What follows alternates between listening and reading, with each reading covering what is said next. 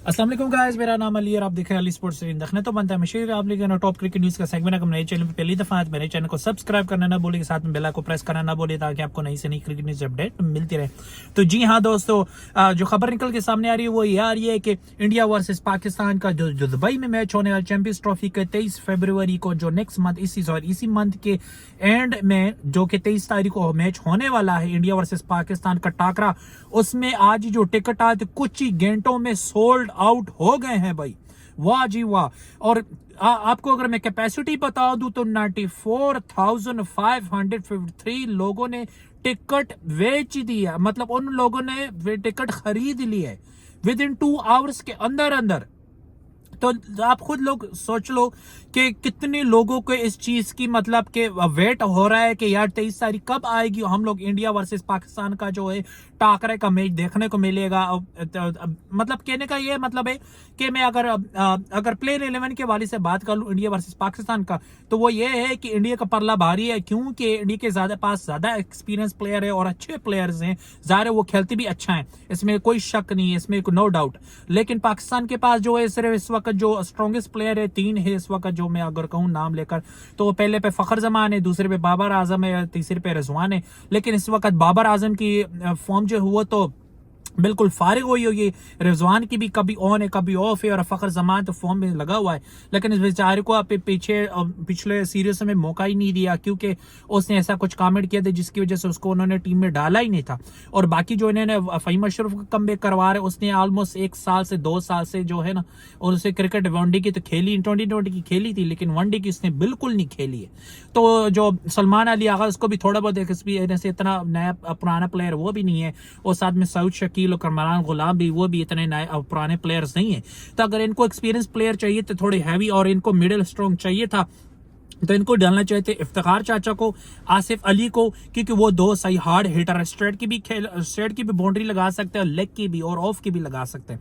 लेकिन इन लोगों ने उनको चांस नहीं थी। और जो यंगस्टर है पाकिस्तान के नए सुपर स्टार है, फ्यूचर के पाकिस्तान के स्टार है, उन लोगों के इन्होंने चांस बिल्कुल नहीं दी, और वही पर्ची पे पुराने प्लेयर्स को ठाक लिया, जिनको इन लोगों ने पिछले 2-3 सालों से ओडीआई का जो एक भी मैच जो इन लोगों को नहीं खिलाया हुआ, तो उसकी अपनी पर्ची पे उसको उठा के लिया। और इमामुल हक का भी रीजन सामने आ गया है कि उसके बिहाइंड रीजन क्या था जिसकी वजह से उसको सिलेक्ट नहीं किया गया। उन्होंने ये रीजन ये था कि उन्होंने कहा था कि जब यह शाहीन को और बाबर आजम का जब वर्ल्ड कप के दरमियान मैच के बाद जो झगड़ा हुआ था, इमामुल हक ने बातें वो लीक की थी, जिसकी वजह से इसको नहीं डाला गया था। इसका रीजन ये था।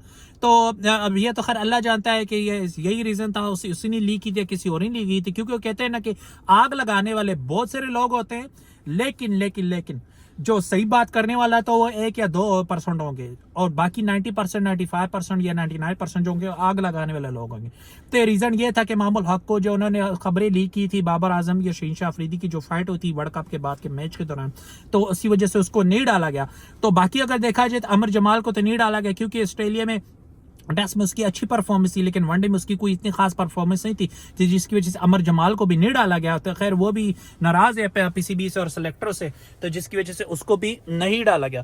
तो और साथ में जो है अगली खबर जो निकल के सामने आ रही है वो ये आ रही है, मैं आपको सॉरी बता देता हूँ, थोड़ा सा मैं दूसरा हो गया, और आज वीडियो भी बनाते हुए मैं थोड़ा लेट हो गया गाइस, क्योंकि मैं थोड़ा लेट उठा हूँ, काम से आया था लेट, तो थोड़े कुछ अपने पर्सनल काम थे जिसकी वजह से मैं लेट उठाऊं, तो इसी वजह से। और साथ ही साथ में हाँ, पाकिस्तान का जो है आज ट्रेनिंग सेशन भी जो है ट्राई सीरीज से पहले जो है मैच जो शुरू होगा उससे पहले आज पाकिस्तान ने प्रैक्टिस भी की है।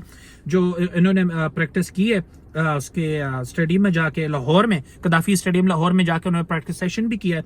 तो उसमें सारे थे, अगर देखा जाए तो उसमें सारे थे जो थे, बाबर आजम थे, फखर जमान थे, सऊद शकील, कमरान गुलाम, जितनी भी प्ले 11 या 15 दूसरे के वो सारे थे। और हाँ, मैं जो आपको प्ले 11 बताना भूल गया, पाकिस्तान की और इंडिया की जो चैंपियन ट्रॉफी में इन दोनों के आपस में जो टाकरा होगा 23 तारीख का वो होगा। अच्छा, तो अगर आप पहले इंडिया की बात करें प्ले 11 के, पहले पे तो होगा शुभमन गिल होगा, साथ में होगा रोहित शर्मा, ठीक है। सेकंड डाउन 1 डाउन होगा विराट कोहली, फिर उसके बाद होगा, अगर मैं गलत नहीं है तो कोई विकेट कीपर आएगा, या तो फिर सूर्य कुमार यादव आएगा, या तो फिर उसकी जगह आएगा ऋषभ पंत आएगा, फिर उसके बाद आएगा श्रेयस अय्यर आएगा, फिर उसके बाद आएगा मिडल ऑर्डर में अगर बात करूँ तो जडेजा हो सकता है, साथ में हार्दिक पांड्या हो सकता है, फिर डाउन द अदर के बात करूँ कुलदीप यादव हो सकता है। तो खैर बाकी इन्होंने वरुण चक्रवर्ती और रवि बिश्नोई को तो इन्होंने बिल्कुल नहीं डाला ऑब्वियसली, क्योंकि इन्होंने अभी चैंपियंस ट्रॉफी का जो स्क्वाड है वो पहले ही अनाउंस कर दिया था। खैर अच्छा, जो उसके बाद फिर जो है अगर डाउन द ऑर्डर में बात करूँ कुलदीप यादव के बाद फिर आता है जसप्रीत बुमराह आते हैं, अर्शदीप सिंह आते हैं, फिर मोहम्मद शामी आते हैं। तो तकरीबन देखा जाए तो इन लोगों के पास 4 फास्ट बॉलर है, 2 स्पिनर है और इनफैक्ट 4 स्पिनर है और 3 फास्ट बॉलर है, सॉरी, मोहम्मद शामी, अर्शदीप सिंह और जसप्रीत बुमराह। ठीक है, तो ये इन लोगों की होगी प्लेन 11।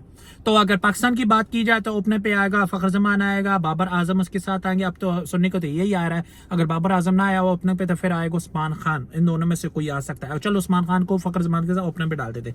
अगर बाबर आजम 1 डाउन आता है, फिर अगर सेकंड डाउन आता है अपना सऊद शकील आता है, फिर उसके बाद कमरान गुलाम आता है चौथे पे, और 5वें पे रिजवान आता है, छठे पे या सलमान अली आगा होगा या फ़हीम अशरफ होगा। फ़हीम अशरफ को मुझे लगता होगा 7वें पे हो सकता है, या फिर छठे पे सलमान अली आगा हो सकती है क्योंकि वो वाइस कैप्टन भी है।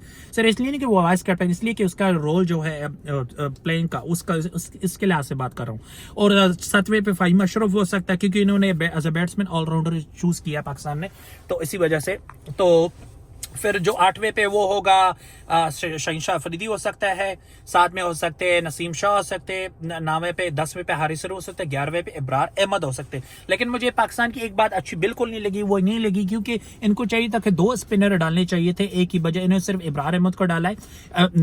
नुमान अली या साजिद खान में से इन दोनों में से एक को डालना चाहिए था लाजमी, क्योंकि देखो इंडिया ने 4 स्पिनर डाले, 3 फास्ट बॉलर डाला है, भाई देख लो आप लोग।